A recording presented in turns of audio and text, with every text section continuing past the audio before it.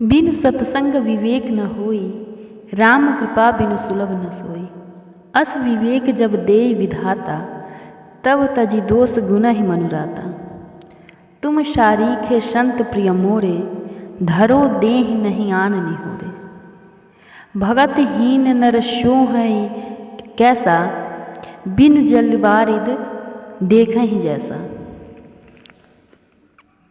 अधम ते अधम अधम अति नारी, तिन्ह मह मैं मतिमंद अघारी।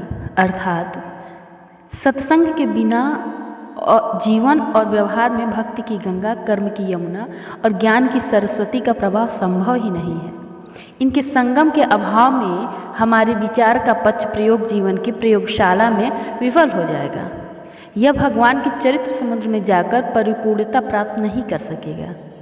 विचार, भावना तथा कर्म का संगम ही व्यक्ति को समुद्र बनाता है।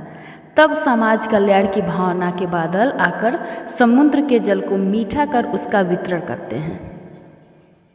इसी सूक्ष्म सूत्र को समझाने के लिए सत्संग की आवश्यकता है। तो आइए सुनते हैं ये प्रसंग।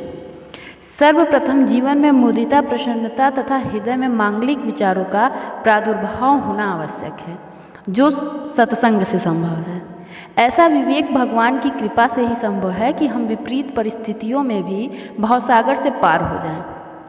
अपनी निस्साधनता की अनुभूति और भगवान के अनंत सामर्थ्य पर विश्वास ही इसका प्रमुख उपादान है। यह तभी संभव है जब भगवान ही इस प्रकार की मति करते। संत लोग गुण दोषमय सृष्टि में से गुण को स्वीकार कर लेते हैं और दोष को त्याग देते हैं। यदि हम दूसरों के दोष देखकर स्वयं दोष रहित होने का संकल्प करें, तब तो दोष दर्शन भी गुण हो जाएगा। किसी में गुण देखकर हम उन गुणों को अपने जीवन में ले आएं, तो गुण दर्शन की सार्थकता है।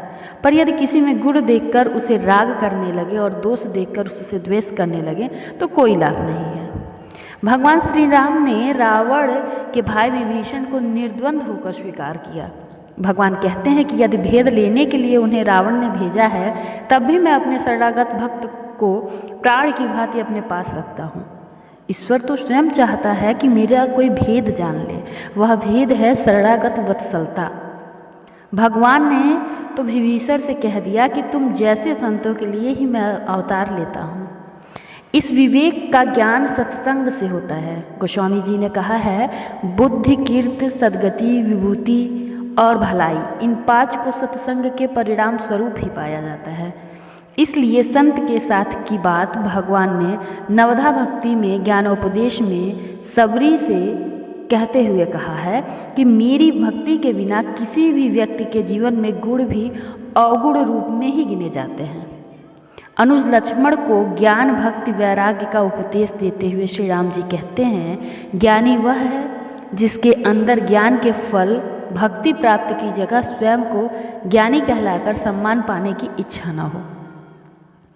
सब में एकमात्र ब्रह्म को ही देखे।